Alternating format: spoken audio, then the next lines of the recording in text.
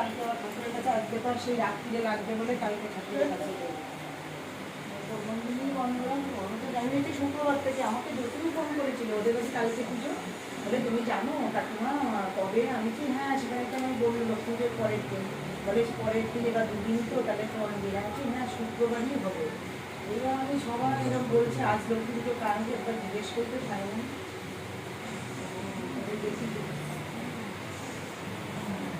হ্যাঁ সেটাই তো শুনছি। হ্যাঁ কালকে তো 5টা 17 অবধি, অনেকে পূর্ণিমা কালকে বৃহস্পতিবার করেছে, পূর্ণিমা কালকে অনেকে করবে। আর এই রাত্রিরেতেও একদম সেই কালী পুজোর মতো হচ্ছে লক্ষ্মী পুজোটা, 12টা পর্যন্ত নাকি ঠাকুর মশাই